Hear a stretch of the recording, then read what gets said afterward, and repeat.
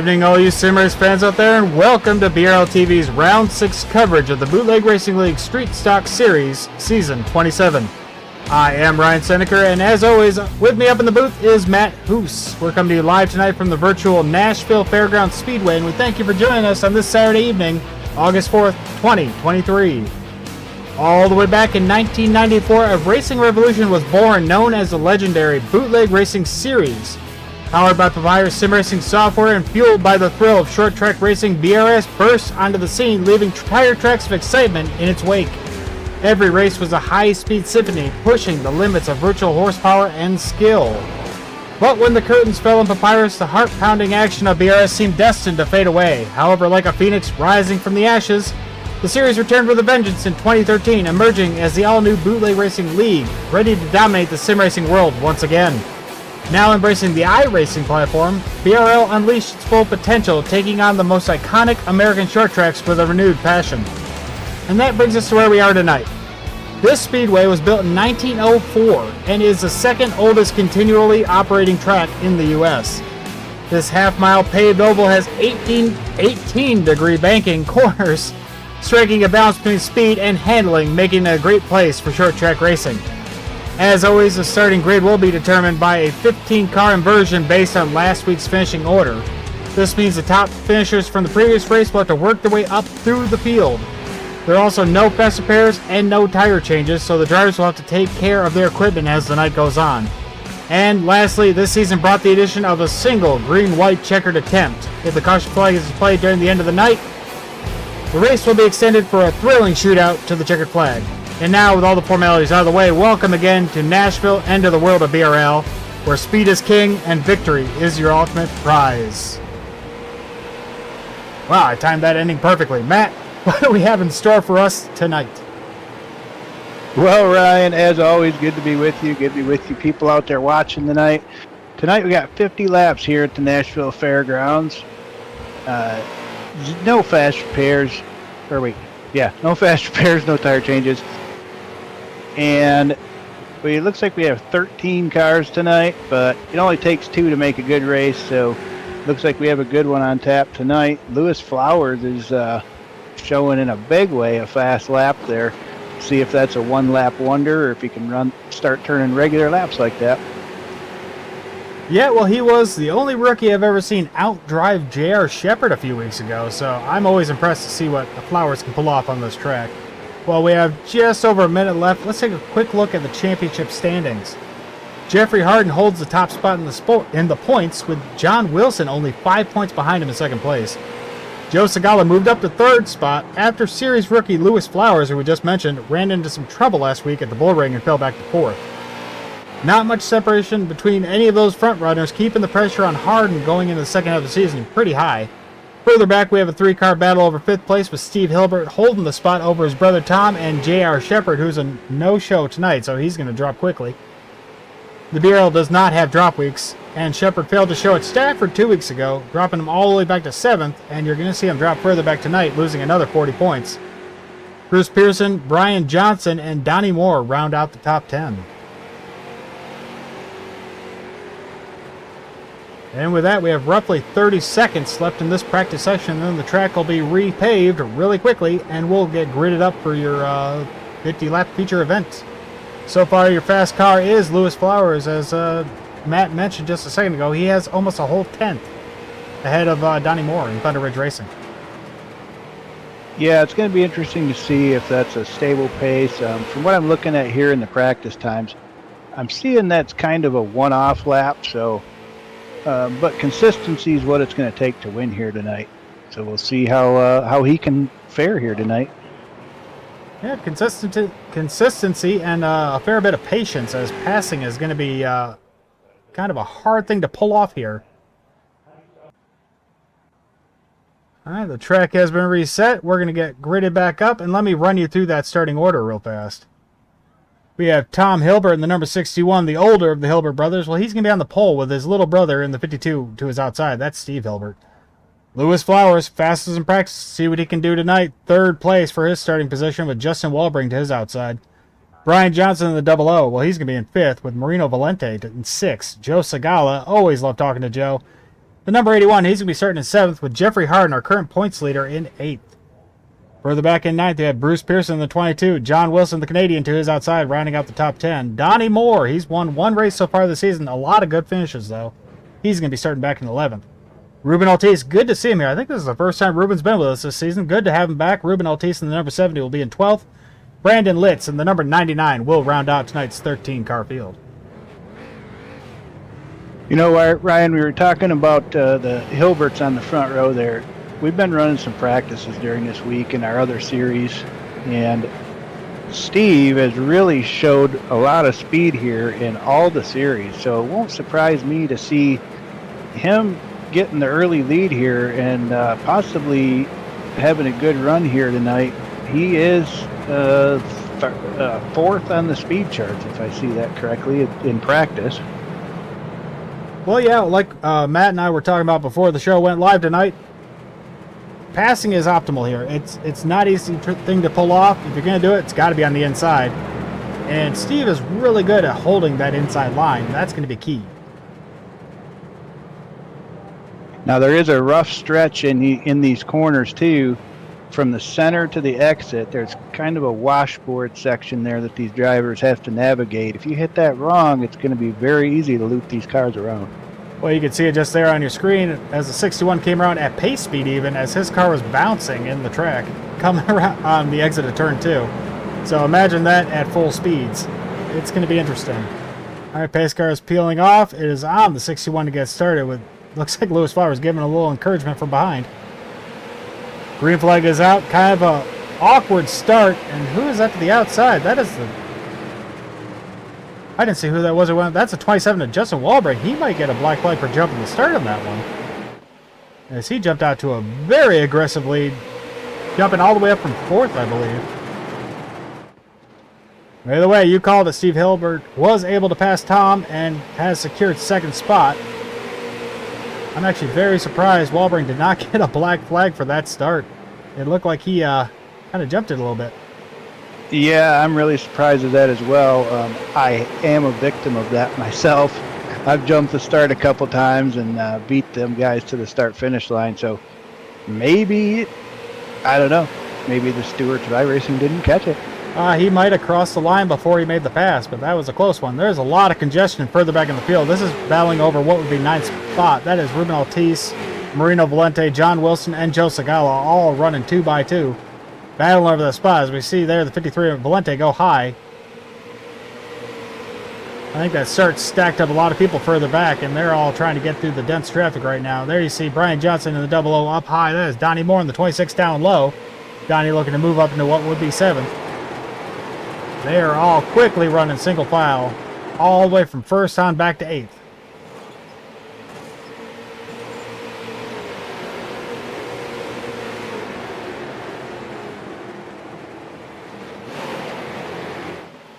Steve Hilbert, I missed it. Steve Hilbert is our leader. Justin Walbring is 2nd. I missed the pass. Nope. Yeah, I missed that one myself. It's an important miss. Yeah, I'm bringing it up right now. There you see Hilbert get down below Walbring there and hug that inside line. Steve's good at doing that and quickly took over the lead just a few moments ago. We did so fast we didn't even see it happen. Steve Hilbert is your leader in the 52. And he is breaking away. Walbring is back almost 0.6 of a second already as we have 6 laps in the books. And I think just the way this is a very single file track, these faster drivers such as Jeffrey Harden, Lewis Flowers, Donnie Moore, Bruce Pearson, it's going to take them a lot of time to get up to Steve to even challenge him for the lead as he is running away with it right now. Yeah, this is such a high-speed track that it's really hard to set up a pass on anyone because nobody's really slowing down a lot through these corners. I mean, you're lifting a little bit, touch the brake a little bit, but you're right back after it. So it really, the only way a lot of guys are going to make passes, I think, could be wrong on this, but if they're a little bit of a bobble from the guy in front of you. So Flowers there got a little impatient, threw the car under the 61 of Tom Hilbert. keeping the nose to the inside, but Hilbert's able to battle back from the outside. It was pure momentum. Let's see what that corner can do for him, though, as Flowers seems to have the advantage. Up ahead, still Steve Hilbert, Justin Walbring, and Lewis Flowers now slotted into third place. Tom Hilbert kind of stuck up high with nowhere to go. He's going to be bleeding spots while this long train of cars gets under him one after another. That's a horrible position to be in. When you see a line of cars, no gaps, you're just hoping that there might be a caution to save you at one point and that you're not it. Oh, it's just a horrible feeling as a driver when you get stranded up high and there is no one ahead of you, no one behind you, just a long line to the inside, and you know you're going to drop to the back of the train. He's just holding on for as much as he can. There goes Pearson. Here comes Donnie Moore. Ruben Altice right in line with Joe Segala running in ninth, keeping right up on the bumper of Altice.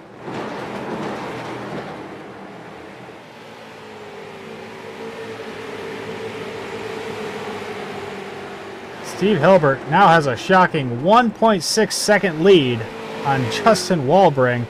I think he sees Lewis Flowers moving his way up through the pack, and he's trying to get as much distance between himself and Flowers as possible. Yeah, now that Flowers is clear and clearly in second, now we'll see if he can run down Hilbert. Well, Flowers is definitely a very fast driver, so I think it was a good call. Normally I would say get a decent gap and try to hold on to it. But in this case, I think Hilbert made the right call. Get as much distance as you can in case this thing goes green. You want to get as much space between you and Lewis Flowers as possible. You know Flowers is the faster driver. You know he has the faster line, and you just want to make sure he has to work to get to your bumper.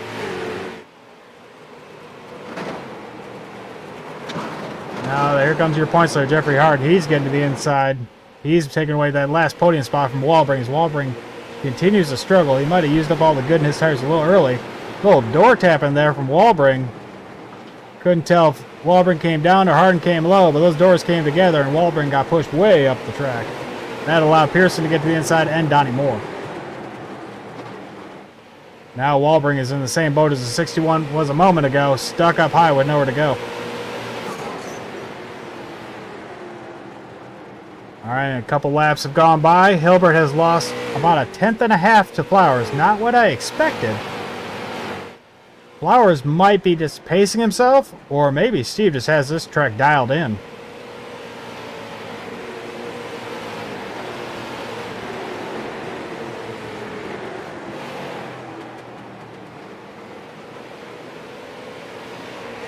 No real battles on track right now. Everyone really running single file. Hilbert, Flowers, Harden, Pearson, and Moore are your top 5. Big movers right now. That's Donnie Moore and Ruben Altice, both up 6 spots. Yeah, unfortunately, this is one of the tracks that we go to where, well, a lot of our tracks we go to, where you kind of got to wait for the guy in front of you to make a pass, and if he does, and you kind of follow everybody through. It's unfortunate we can't get a little better racing here. I think we're about halfway, so people might start pouring it on here and putting on a little bit of a better show for y'all here towards the end of this thing. Yeah, I think as some drivers start to burn out the stuff a little bit, then you're going to see other drivers who are just clearly faster, able to get their nose in there. But right now, Joe Segala is trying to, but not able to stick to the inside of Ruben Altice. And that would be a battle for 6 spots. You know, I'm kind of watching Donnie Moore there. You know, he just kind of methodically logging laps here. Not really sure. He hasn't really put any pressure on anybody. I don't know if it's because he don't have the speed to tonight, or if it's just because he's kind of saving stuff here for the end to see what happens. Well, we still have, what would that be, 29 laps to go. He has plenty of time to pace himself and just kind of work his way to the front. He knows he's right behind Pearson and Harden, 2 very fast drivers. So I would imagine he's not in a bad spot to be right now. Yeah, the thing with Donnie right now is he's behind Harden and Pearson, who are both teammates. So most likely they're not going to be racing each other at this point. So for Donnie, if he has to make a pass on one, he's got to basically make a pass on 2 of them, because they're going to be working together to hold on to those spots right now. Yeah, you always got to consider that, because you got 3 different Loose Lugs drivers out there, and only 1 Thunder Ridge. That's Donnie Moore. Because Donnie's other 2 teammates, well, they're up in the booth talking to you right now. Yeah, sorry, Donnie. Yeah, my bad, Donnie. We'll get you next time. All right, Joe Segala continues to just pester the 70 of Ruben Altice, but not able to make it stick as there's just too much momentum-based racing going on out here. Every time he dives his nose down to get to the inside, he loses all that speed on corner exit, and Ruben just takes it back. And right behind them, that is John Wilson, the number 75. Always fast, but again, just this track is not really well suited for a momentum-based car. You know, in the groove around this track, you'll notice they're not, a lot of these guys are not running right on the bottom, or they're not running on the top. They're kind of running in the middle, which makes it really hard for the guy behind you to initiate a pass, because if he tries to go lower, you're still able to carry that momentum. Unless you're too high, then they can make the pass. But if you're just kind of plugging that middle up, it makes it nearly impossible. All right, Lewis Flowers continues to slowly reel the leader in. The gap is now down to about 0.8 of a second between himself and Hilbert out front. I think there's plenty of time for Flowers to catch Hilbert, but catching them is only half the battle here. Because passing is not easy to do, especially on a driver like Steve Hilbert, who does know how to control that car. Segala's halfway up on Altice there. He's working him pretty hard.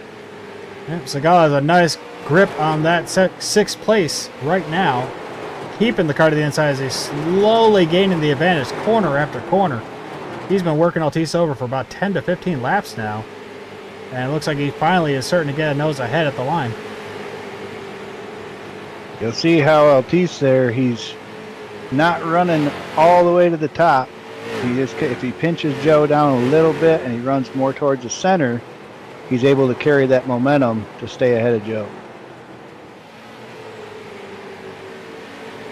Yep, both drivers being very considerate, very polite to each other, but let's see how polite they are when there's 10 to go. They're keeping about a half a car width between each other, but I think that patience is going to wear out along with the tires. Joe got a little loose. Yep. Gave the spot back. Joe got loose, and now Wilson's going to try to take him from the outside. And as I said that, Lewis Flowers has caught Steve Hilbert. Oh, Hilbert got a little loose there. He might have used up a little too much of that tire as you saw him get squirrely on corner exit. Not really keeping that solid line. I think his tires might be giving up as he runs more defensive line there, trying to keep Flowers back, but Flowers clearly has the speed here. Yeah, see, Steve's going to run that center line. He's not drifting up as high, so he's not giving up the bottom. But he's also slowing both of them down by doing that. So keep your eye on Harden. He's going to be sneaking up there when these two get racing together. Yeah, Flowers had a good look to the inside there, not able to make it stick, but trying again. Hilbert quick to close that door, but I think the problem here is Flowers just has the flat-out speed right now that Hilbert doesn't have, and that's going to win in the end. Bruce Pearson coming on pit road. I think he's decided enough is enough. He's not feeling it, and he decided to retire early.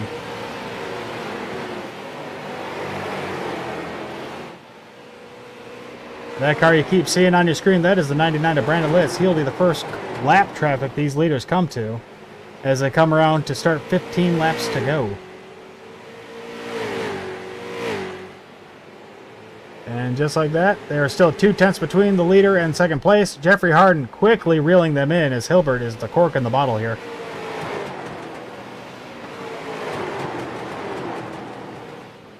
Hilbert desperately trying to hold that inside line and blunt off that momentum that Flowers is carrying. It won't surprise me any to see Flowers make a last-minute dive into one of these corners. I hope that's not the case, because that will result in not good, because Hilbert's not going to give up that bottom, so they're going to make contact. Well, the thing is, Hilbert, you can see Hilbert's kind of arcing into the corner trying to keep momentum going, and Flowers is coming in really shallow. So I think that's where the confusion is going to be, because their lines do cross at one point on corner exit. And here comes Harden looking to the outside of Flowers. Now Flowers is under a lot of pressure. he can't keep poking around trying to get that lead, or Harden's going to see an opening. Yeah, see, that really slowed them down. I mean, I understand what Hilbert's doing here. He's protecting that line. But when he's not running all the way out to the wall, that's killing everybody's momentum, well, him and Flowers, which enabled Harden to catch them. So now the race is on. And like you said, Flowers now he's got to try to figure out how to pass Hilbert without opening up the spot for Harden.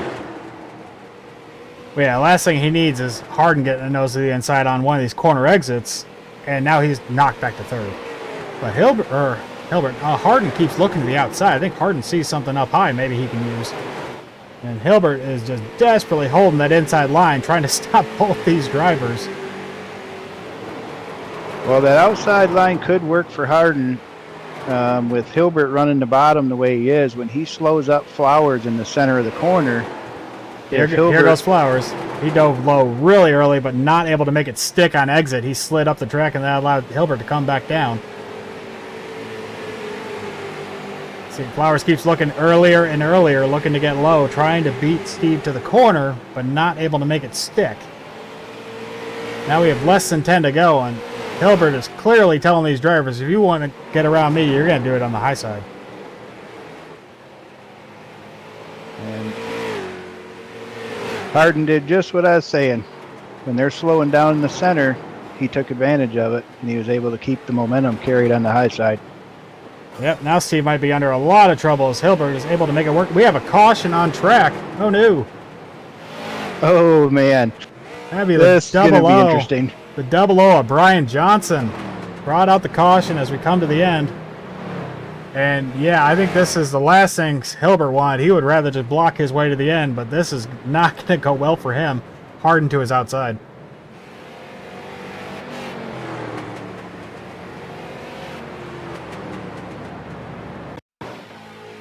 Here you see the double O right behind the Canadian John Wilson, the 75. Got low. Wilson already there. There was not room for a car down low, and that caught Brian in a bad spot. Kind of a slow, lazy spin into the inside wall, bringing out that caution. Like we were saying, getting to the end of the race, getting a little impatient. You got to kind of just go for it, but that hole was disappearing faster than he could fill it. All right, so this sets up an interesting restart here. I'm thinking if Hilbert gets a good jump, that's going to leave Harden and Flowers battling for second. And we're going to have, 3 laps remaining? So that may give him enough gap, if that happens, to where he could hang on to this thing if them two start racing for second. Yeah, I mean, if Hilbert gets a great jump, he could actually walk away with a win here. But what I think is going to happen here, I think Harden's going to anticipate and try to steal it off the jump. Well, if the same thing happens that we saw at the beginning of the race, I guess Harden could be ahead of Hilbert at the start. Yeah, I don't know what happened there, but that was awkward for everybody. All right, Hilbert, Harden, Flowers, Segala, and Moore, your top 5.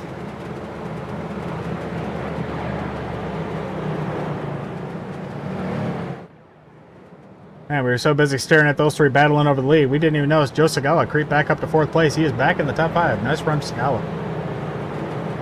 Now you singled him out. Commentator's curse. Sorry, Joe.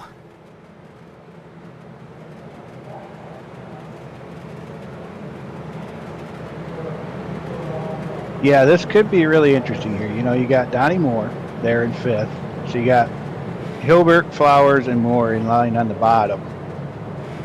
That could spell disaster for Harden being on the top. Or is the tires of Steven Hilbert worn enough to where Harden can make that top side work? Well, I guess we'll find out. I'm always pulling for Steve. He's such a great guy. I'd love to see him win one.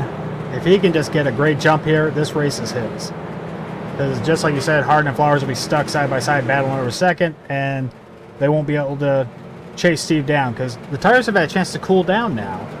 Steve will have that 2 or 3 laps of fake grip before the tires come back up to 10. And I know it's hard to do here in Steve's position, but he needs to look out the front window and not the back one. Yeah, I'm terrible at that too. I'm pulling for Hilbert. Let's see what he's got. Flowers is really low on that back stretch. Is he planning something shady here? Nope, he tucked back in line. Okay. I was so concerned he was planning to jump. He's still looking low. I think he's planning something a little shady. There, an early jump from Hilbert. He clears ahead of Harden and Flowers. Flowers kind of fell back a little bit. Harden's going to take away second as Flowers gets sideways, and Donnie Moore. They save it. No caution yet, as more people are getting caught up on each other. No caution. Hilbert's still your leader. Coming around to take the white flag with Harden right behind him. White flag is out. There will not be a caution at this point. It will stay green as Walbring and Johnson have crashed. Harden looking high. Hilbert down low. He's going to have to go high. Yeah, if you want to pass him now, break out the reggae music because you're going to have to do it high. Harden goes low. Hilbert at the line. Who's it going to be? Steve Hilbert took the checkered flag in the Bootleg Racing League Street Stock Series. I believe that's Hilbert's first win in the BRL. Oh my God, that was great to watch. That was awesome. That's great racing. Congratulations, Hilbert. Steve Hilbert, Jeffrey Harden, Joe Segala round out your podium finisher. Ruben Ortiz, John Wilson, your top five. That was tough luck for Flowers. I don't know what caught him out on the jump. I didn't catch it, but he dropped back quick all the way to the back, and then Walbring and Johnson crashed after the white flag came out.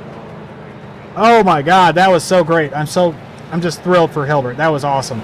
So we're going to take a quick break. We're going to go over your official race results. Hey, I can't even talk now. We're going to go over your official race results after the break. Talk to your podium finishers. Don't go far.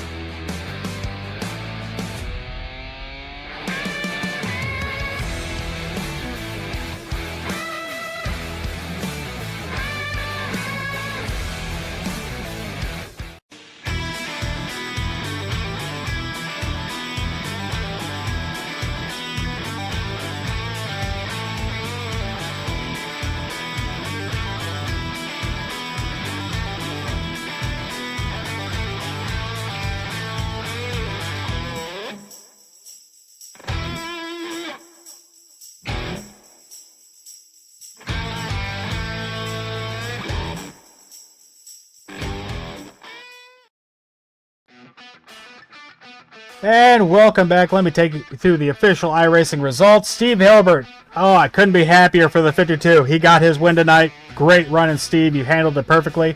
Coming home in second, that'd be Jeffrey Harden, still your points leader. Joe Segala with loose lugs. Well, he's going to round out the top three. Ruben Ortiz and John Wilson. Good job for them getting up through the field at the last second. Oh, they're going to round out fourth and fifth. Donnie Moore was going to come home in sixth. Marino Valente, seventh. Tom Hilbert in eighth.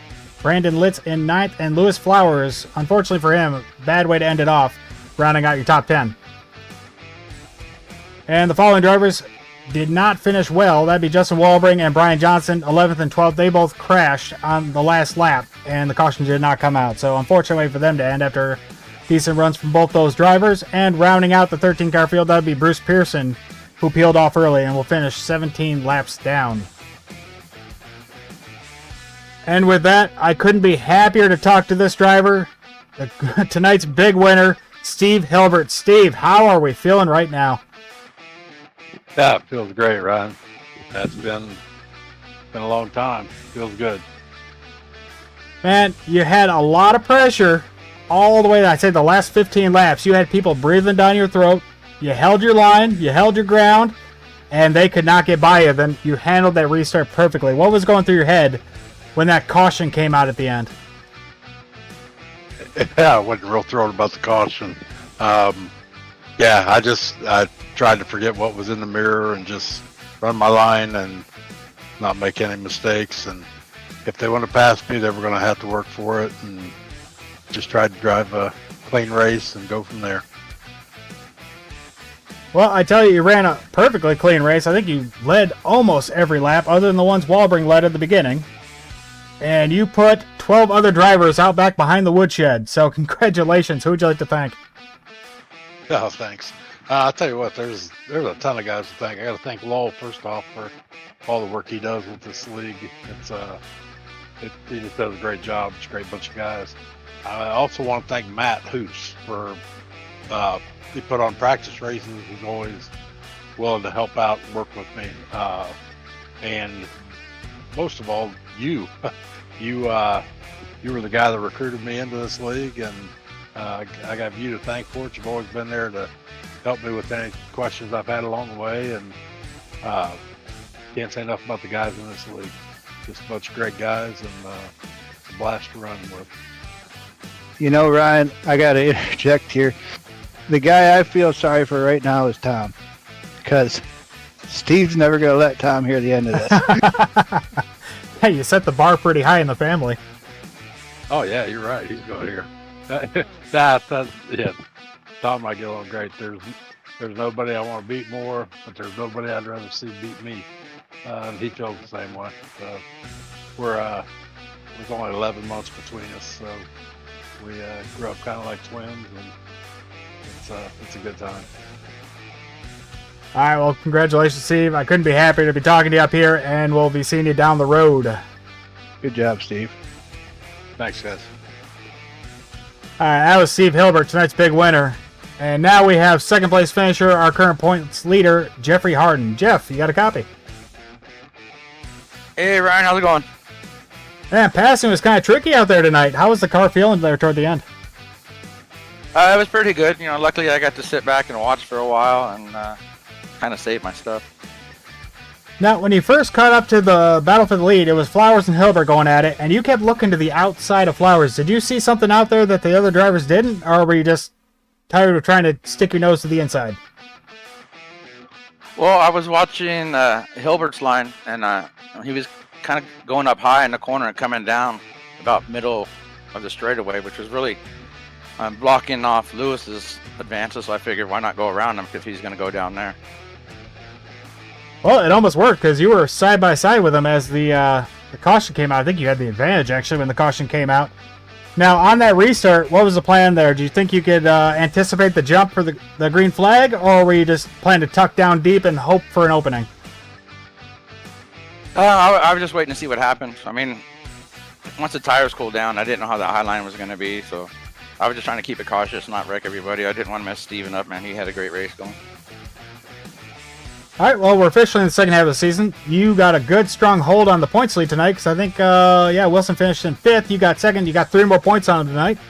So what's the plan? You think you're going to run the season out, or do you have conflicting schedules? No, my plan's to be here every Friday night. Hopefully back up last season's championship. All right, sounds good, Jeff. You had a great, strong run tonight. Who do you have to thank for the second place? I thank you up in the booth, and thank my beautiful wife, and I'd like to congratulate the Chief on his win. It was a great run. All right, Jeff, we'll see you down the road, and good luck in the Super Lates. All right, man, thanks. Have a good one. That was Jeffrey Harden, Loose Lugs. He came home in second place tonight. And now I believe we have caught up with our third place finisher rounding out the podium tonight. Always love talking to him. That's the 81 of Joe Segala, Loose Lugs. Joe, you got a copy? Got you loud and clear. Man, you had a really quiet run tonight. No real action. You were so quiet, we didn't even see you sneak up onto the podium, Joe. Well, right at the beginning of the race, I took it 3 wide, and I didn't mean to. I don't even remember who it was that was in front of me, but I almost ran into the back of them. And so I really didn't have a choice but to take it 3 wide. It was either hit them or go 3 wide, so I chose 3 wide. And that got me trapped on the outside behind someone that was slower. I fell all the way to the back, and it took me the entire race to get up to 3rd place, which if it hadn't have been for, I think it was Lewis that was on the inside there, him and Donnie getting together, I wouldn't have had 3rd place, but I'd have been happy with 5th. Yeah, say we were watching you when you were battling with Altice around the halfway point, and then the battle for the lead really picked up, and we looked back, and you were on the podium. So, I mean, great job. You got great incident avoidance, I guess I should say, since the incident with Flowers and Moore happened directly in front of you, and you made it through unscathed. Yeah, I saw Lewis get loose underneath me and start to spin, and I just hope that I could get out of there before he came up the track. I don't know if he did or not, but that's all I was hoping for. Now, how was the car feeling? I know toward the end there, the tires got to cool down a little bit on that caution. How were you feeling going into that fake green-white checkered we had? Really, the car felt great all race. Didn't feel too loose, didn't feel too tight, felt relatively neutral. No problems with it whatsoever. The only couple of times that I got loose, I hit that bump in turn 2 the wrong way, and that would break the car loose a little bit. But other than that, the car felt great the entire race.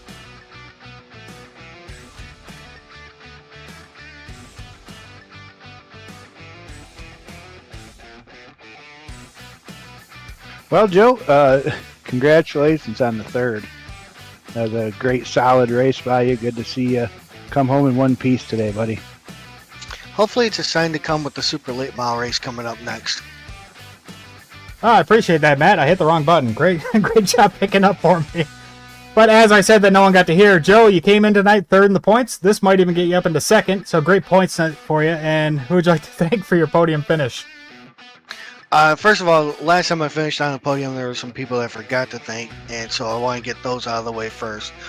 First and foremost, gotta thank Lowell for putting all this together. Great league. Don't want to run anywhere else. Literally, I love this place. Also, thanks to you guys giving the opportunity to have our other races televised and providing an opportunity for those that want to get into commentary and directing. And you guys do a great job up there in the booth. Then also I gotta thank my mom and my girlfriend who are probably watching somewhere. And then I definitely gotta thank my teammate Jeff for helping me out along the way, JR for helping me out along the way, and my sponsor Vaping Juice for being on the car. All right, Joe, a great run, a solid finish, and a great points night. So we'll see you down the road, man. Good luck in the super lates. Thank you. That was Joe Segala, now that I found the right push-to-talk button. He finished third, last on the podium. And with that, we're going to close tonight's show out. All right, there we go. If you like what you've seen and heard here tonight, everything was made possible by the Skidder Creek Motorsports Group, home to the Bootleg Racing League, the GT Racing League, Thunder Ridge Racing, the Virtual Grip Network, and more. For more information, you can visit them over at skiddercreek.com. Also, after this, as you heard us mention, as this is all falling apart right now, you heard us mention the Super Lates. That is directly after this, starting over at the Virtual Grip Network at 8:10 p.m. You can catch these same drivers over there on the bigger cars. But tomorrow night, BRL TV will be back for the Sportsman Series, right back here at the Nashville Fairgrounds for the second round with the SK Modifieds going live at 7:15 p.m. Eastern. The Street Stock Series, which you saw here tonight, well, we'll be back next Friday, August 11th from 7:10 p.m. Eastern from South Boston Speedway. That'll be round number 7, so mark your calendars. This has been a production of BRL TV, a broadcasting service aimed at giving up-and-coming commentators and directors a place to get their feet wet in the world of sim race broadcasting. If you've ever wondered if you have what it takes to broadcast live races, this is your chance to get some experience without any pressure. If interested in getting in on the fun, visit bootlegracingleague.com to find out how. Now from all of us here on the BRL TV crew, myself, Matt Hoos, and Lowell Jewell, until next time, thanks for watching, and have a great night.